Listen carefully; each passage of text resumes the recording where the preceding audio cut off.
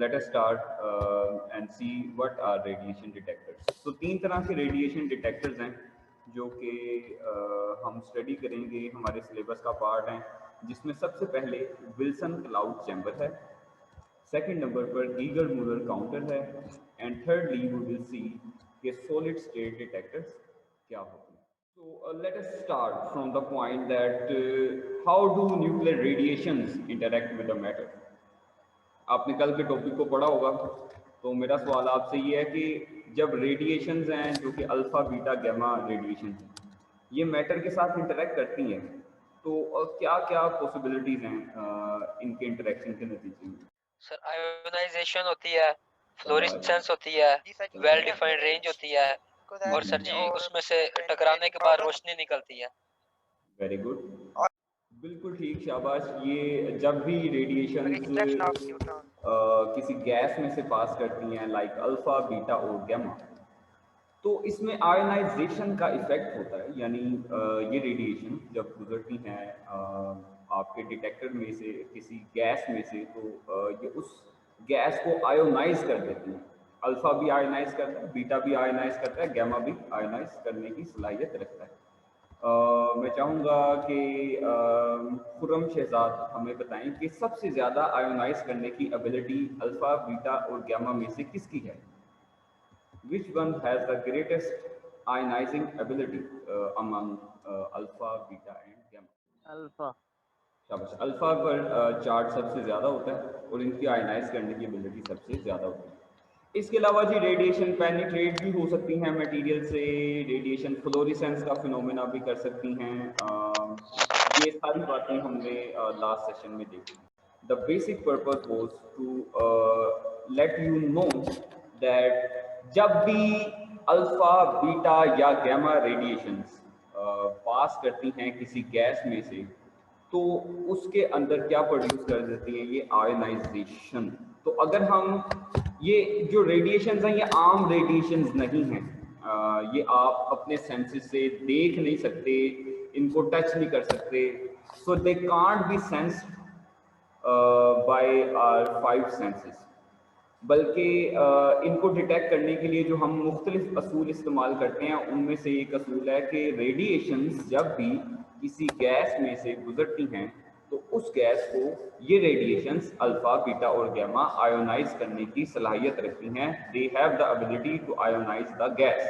हम इसी असूल को इस्तेमाल करते हुए अब डिटेक्टर्स को स्टडी करेंगे और आप देखेंगे कि हम तीनों डिटेक्टर्स में ये बात पर पूरा जोर देंगे कि असूल, बुनियादी असूल जो है वो यही होगा that the radiation will pass and radiations के पास करने के नतीजे में आयोनाइजेशन होगा.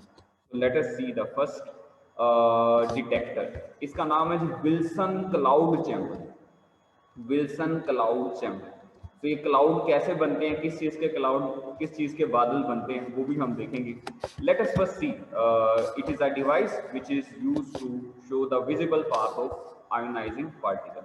यानी अल्फा बीटा या गैमा रेडिएशंस के पास करने के नतीजे में जब गैस में आयोनाइजेशन होती है, तो ये उसके रास्ते को, जहाँ से ये रेडिएशन गुजरी हैं, ये उस रास्ते को क्या कर देती हैं, विजिबल बना देती हैं, जिसकी वजह से हमें ये मालूम हो जाता है कि यहाँ पर अल्फा बीटा या गैमा रेडिएशन मौजूद हैं या नहीं. ऑपरेटर्स बेटा आपके सामने, ये डायग्राम आप लोगों ने बनानी है. मैं इसकी एनिमेशन अभी आपको दिखाऊंगा, लेकिन चलें पहले इसके चंद एक अहम पार्ट्स हम देख लेते हैं. एक सिलेंड्रिकल चैम्बर होता है बेटा. इस चैम्बर के अंदर हम दो विंडोज रखते हैं. एक विंडो 1 है, यहाँ से रोशनी आती है, और दूसरी विंडो है, यहाँ से हम ऑब्जर्व करते हैं इसको किसी टेलीस्कोप वगैरह में से, ताकि अंदर बनने वाली जो रेडिएशन हैं वो हमें दिखाई दे. एक विंडो जो है वहाँ से लाइट आ रही है, दूसरी वाली विंडो से सॉरी आ रही है जी आपकी रेडिएशन. ये रेडिएशन कितने टाइप की हो सकती हैं? ये रेडिएशन हो सकती हैं बेटा आपकी अल्फा बीटा या गैमा रेडिएशन. मकसद यही है इसका कि जब रेडिएशन अल्फा बीटा गैमा पास करें, जो कि हमें आम आंख से दिखाई नहीं देती, तो ये उसको डिटेक्ट कर दें. अच्छा, एक मूवेबल पिस्टन है, अगर आप देखें यहाँ पर एक मूवेबल पिस्टन है। ये पिस्टन हमने सडन एक्सपेंशन करने के लिए इस्तेमाल किया होता है। अगर आप मुझे स्क्रीन पर देख सकते हैं तो आप सब ये बात जानते हैं कि सडन एक्सपेंशन जब वॉल्यूम में एकदम इजाफा होता है तो वॉल्यूम में इजाफे के नतीजे के अंदर कूलिंग इफेक्ट होता है और इसी कूलिंग इफेक्ट को हम इस्तेमाल करेंगे। That is why we have used piston. हम पिस्टन को सडनली खींचेंगे and we will expand the piston we will find that initial the sudden expansion in the gas will cause the cooling effect. So इस effect को भी हम इंशाल्लाह utilise करेंगे। इसके बाद नेक्स्ट नंबर पे बेटा आपको यहाँ पर नजर आ रहा होगा एक पैड, जो कि जैसे आपने देखा बेटा वो स्पंज होते हैं, स्पंज एक स्पॉन्जी मटेरियल होता है। उस स्पॉन्जी मटेरियल को हम अल्कोहल के अंदर डबोते हैं। अल्कोहल के अंदर डिपोने के बाद जब इसके अंदर रखा जाता है इस चैम्बर में, तो ऊपर से ये गिलास के कवर से इसको बंद कर दिया जाता है। आपको पता है अल्कोहल वोलाटाइल है, जैसे पेट्रोल होता है ना, अगर आप किसी पेट्रोल को जमीन पर गिराएं तो वो इवेपोरेट होना शुरू हो जाता है तेजी के साथ।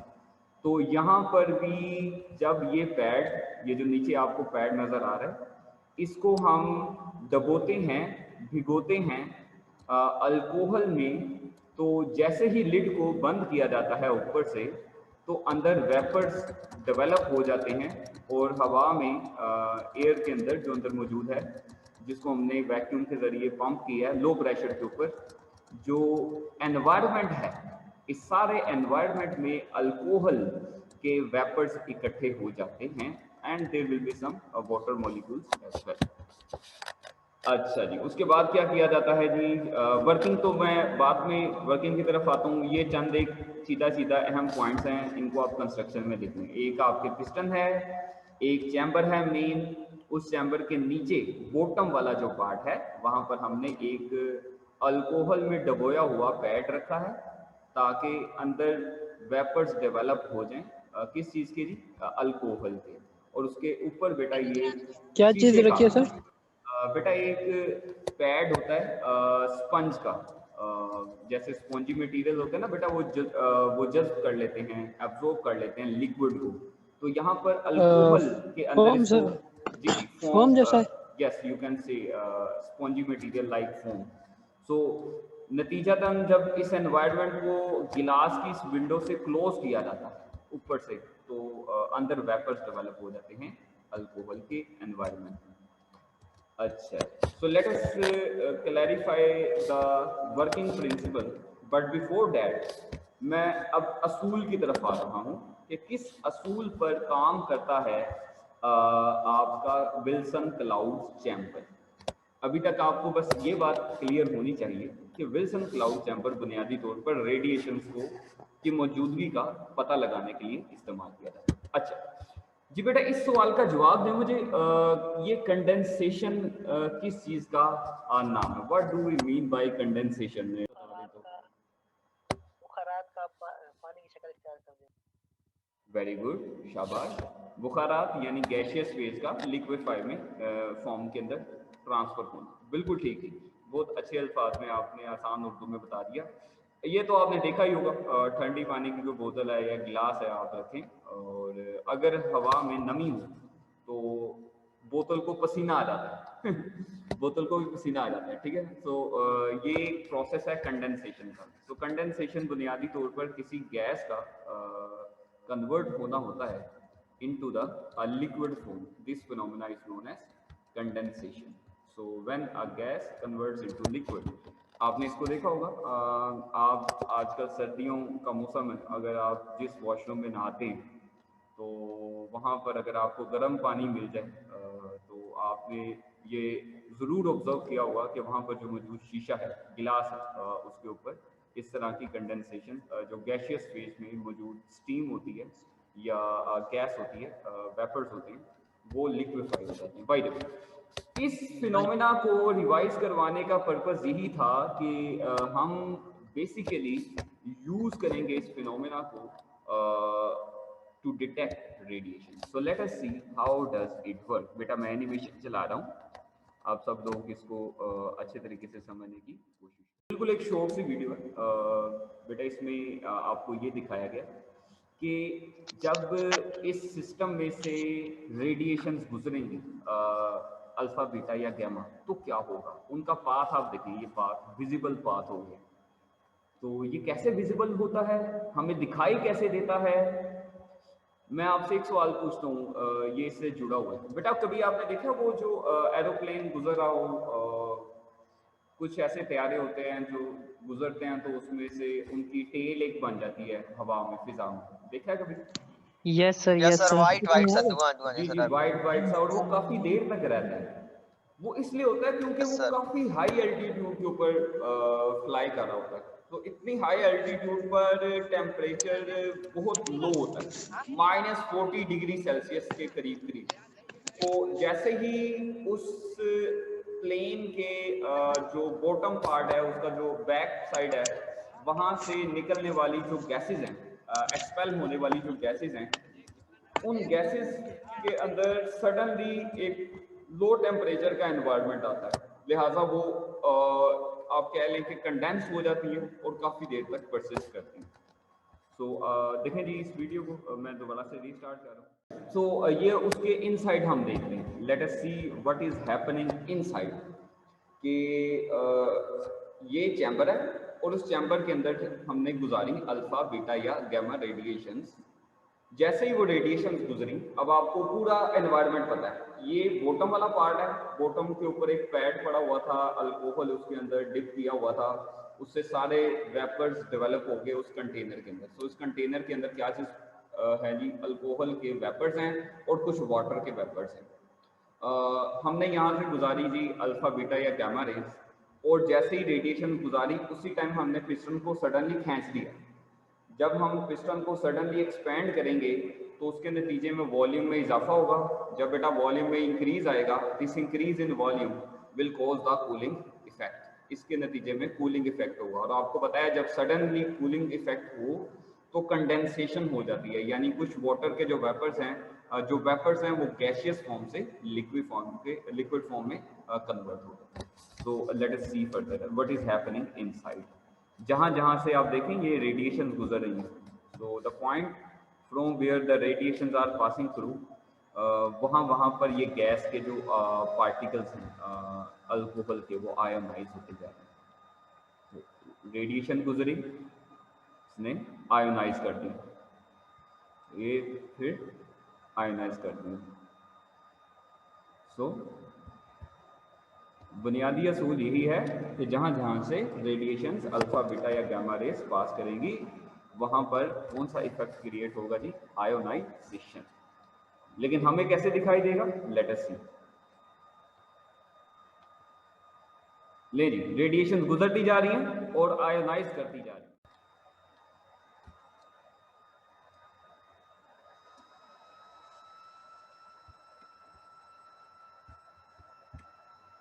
तो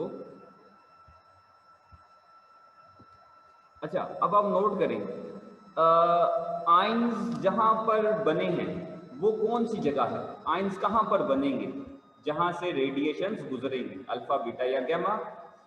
अब ये जो पोल्स हैं अल्कोहल के, ये सिर्फ उसके अराउंड ही जुड़ेंगे। ये जो वेपर्स हैं ये वहां पर जाकर कंडेंस होना पसंद करेंगे, जो कि सुपर सैचुरेटेड है।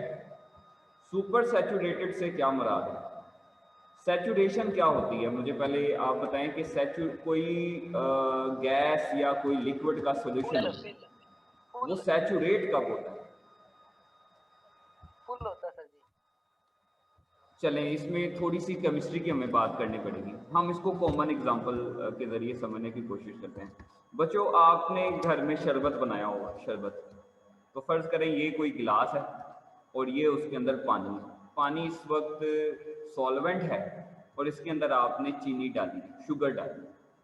अगर आपने इब्तिदा में 10 ग्राम शुगर इसके अंदर डिज़ोल्व की, आपने इसको स्टिर किया और इसको डिज़ोल्व किया जी 10 ग्राम शुगर। अब आप क्या करें कि इसको हिलाते जाएं, चीनी डालते जाएं, चीनी डालते जाएं। फर्ज करें ज़्यादा से ज़्यादा 100 ग्राम शुगर जो है वो इसके अंदर जज्ब हो सकती है। मैक्सिमम 100 ग्राम जो है वो शुगर इसके अंदर डिजोल्व हो, बस। इसका मतलब है ये सैचुरेट हो गया। इसको हम क्या कहते हैं? सैचुरेशन।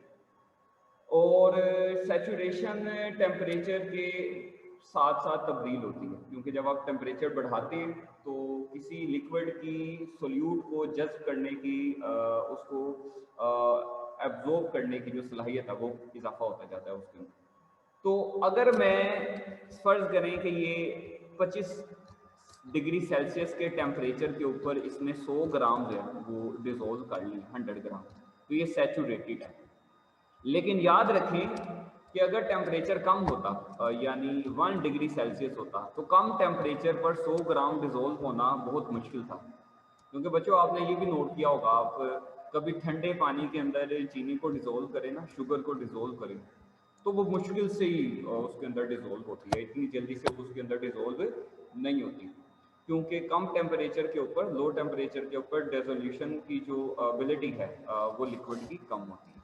अब हमने यहाँ पर क्या किया है, हमने यहाँ पर एक सॉल्यूशन बनाया है किसी खास टेम्परेचर के ऊपर। फर्ज करें वो 25 डिग्री था, लेकिन जब हम सडनली इसको एक्सपेंड करते हैं तो टेम्परेचर सडनली डाउन हो जाता है, और जो आपकी कंडेंसेशन का प्रोसेस है, यानी ये गैस के जो पार्टिकल्स हैं ये लिक्विफाई हो जाते हैं।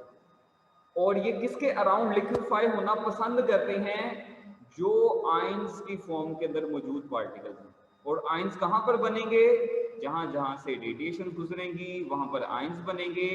जहां आयंस बनेंगे उसके इर्द गिर्द क्या चीज इकट्ठी हो जाएंगी? उसके इर्द गिर्द ये पार्टिकल्स जो हैं वो कंडेंस होना स्टार्ट हो जाएंगे। नतीजतन आपको जब ऊपर से आप ट्रैक को देखेंगे कि किस तरह का ट्रैक बन रहा है, तो देखें जरा किस तरह का ट्रैक बनेगा। ये सारा पाथ एक ट्रेल की शक्ल में, एक ट्रैक, एक दुम की शक्ल में बन जाएगा। यानी जहां जहां से गुजर होगा यहाँ पर आपकी अल्फा बीटा या गैमा रेडिएशंस का वो सारा रास्ता वो विजिबल हो जाएगा। सो इस तरह से यू विल सी कि यहाँ पर एक पूरा एक ट्रैक बन जाएगा जहां से अल्फा बीटा या गैमा रेडिएशन गुजरेंगे। So this is how we detect ions. और इसका असूल यही है कि जहाँ जहाँ पर आयंस मौजूद होते हैं वहाँ वहाँ पर कंडेंसेशन मुकाबलतन ज़्यादा होती है, प्रेफरेबली। इसलिए जहाँ जहाँ से रेडिएशन गुजरेंगी वो वाला रास्ता हमें विजिबल हो जाएगा। तो बेटा ये वर्किंग है हमारी। सबसे पहले हमने अल्कोहल का एक पैड रखा यहाँ पर नीचे, जिसकी वजह से अंदर वेपर्स डेवलप होते। उसके बाद बेटा एयर सैचुरेट होगी, किसी खास टेम्परेचर के ऊपर एयर सैचुरेट होगी। जैसे मैंने मिसाल दी थी, फर्ज करें 25 डिग्री सेल्सियस के ऊपर। तो उसके बाद हमने बेटा क्या किया, इस लिड को कवर कर दिया ये गिलास के कवर से, और कवर करने के बाद हमने देखा अंदर वेपर्स डेवलप हो गए। फिर हमने बेटा रेडिएशन गुजारी, अल्फा बीटा या गैमा रेडिएशन। नतीजतन जहाँ जहाँ पर आपकी रेडिएशन गुजरी वहाँ पर आयंस डेवलप हो गए। नतीजतन जहाँ जहाँ पर आयंस डेवलप होंगे वो हमें कैसे दिखाई देगा? हम इसको सडनली पिस्टन को एक्सपेंड करेंगे। जब हम इसको सडनली एक्सपेंड करेंगे उसके नतीजे में यहाँ पर रेडिएशन गुजरी, जहाँ जहाँ से उनका गुजर हुआ वहाँ वहाँ पर बेटा आपको कंडेंस पार्टिकल्स दिखाई देंगे, जिस तरह से आपको हवा में मौसमी तैयारे के गुजरने के नतीजे में दिखाई देगा। फाइनली जी जब पहला एक्सपेरिमेंट हो जाए, डिटेक्शन हो जाए, तो फिर बेटा वोल्टेज अप्लाई किए जाते हैं। ये आयंस डेवलप हो गए ना, कौन कौन से आयंस डेवलप होंगे? Positive negative ions. अब अगला जब एक्सपेरिमेंट करना है, फर्ज करें बीटा को डिटेक्ट करना है, तो अगले एक्सपेरिमेंट से पहले ये माहौल क्लियर करना होता है, यहाँ के आयंस खत्म करने होते हैं। तो उसके लिए बेटा इलेक्ट्रिक फील्ड अप्लाई की जाती है। आप देखिए ये पोटेंशियल आपको नजर आ रहा है, ये electric field positive ions negative की तरफ अट्रैक्ट हो जाएंगे और नेगेटिव आयंस पॉजिटिव की तरफ अट्रैक्ट होंगे, और एनवायरनमेंट दोबारा से बिल्कुल क्लियर हो जाएगा and it will be ready for next experimental setup. तो ये बेटा इसकी वर्किंग है। फाइनल पार्ट है जी, वो ये है कि अल्फा का और बीटा का और गैमा का ट्रैक किस तरह का बनता है। बच्चों अल्फा का ट्रैक थिक और स्ट्रेट लाइन के अंदर होता है, अल्फा का थिक और स्ट्रेट, ये याद रख लीजिएगा, it is very important for objective type. क्यों अल्फा का थिक एंड स्ट्रेट होता है, बीटा का जो ट्रैक होता है वो थिन होता है और डिसकंटिन्यूअस होता है लाइक दिस। और बच्चों जो गैमा होती हैं इनका कोई ख़ास पैटर्न डेवलप नहीं होता। मैं अब आपसे एक सवाल पूछता हूँ, वो सवाल है let me ask the question from Ahmad Shah. जी बेटा अहमद शाह, आप बताएंगे कि ये अल्फ़ा बीटा और गैमा का जो ट्रैक बना है, इसमें अल्फ़ा का इतना थिक पैटर्न क्यों बना और बीटा का थिन पैटर्न क्यों बना? फहीम बता दें या अदील बता दें। अल्फा के ऊपर चार्ज ज्यादा होता है। शाबाश अहमद शाह, बिल्कुल ठीक। Alpha particles are basically just like a helium nuclei, और इनकी आयोनाइजिंग एबिलिटी मुकाबलतन काफ़ी ज़्यादा होती है as compared to that of beta particles, जो कि इलेक्ट्रॉन्स हैं जिन पर एक इलेक्ट्रॉन के बराबर चार्ज होता है। लिहाजा अल्फ़ा का जो ट्रैक है वो बिल्कुल यहाँ पर एक आप कह लें कि थिक पैटर्न के अंदर नज़र आ रहा है, जबकि बीटा का पैटर्न मुकाबलतन आपको थिन नज़र आ रहा है। और फाइनली आप देखेंगे कि जो गैमा है उनका पाथ बहुत कोई ख़ास पैटर्न नहीं है, बस इसके अंदर फ्लफी सा है, बिखरा सा हुआ है। The length of the cloud tracks has been found to be proportional to the energy. जितनी ज़्यादा एनर्जी होगी उतनी ही ज़्यादा आपकी यहाँ पर क्लाउड्स की लेंथ होगी, यानी ज़्यादा लेंथ होगी अगर ज़्यादा एनर्जेटिक हैं, कम लेंथ होगी अगर कम एनर्जेटिक। ये बेटा यहाँ पर विल्सन क्लाउड चैम्बर जो है वो ख़त्म हो गया है। If you have any question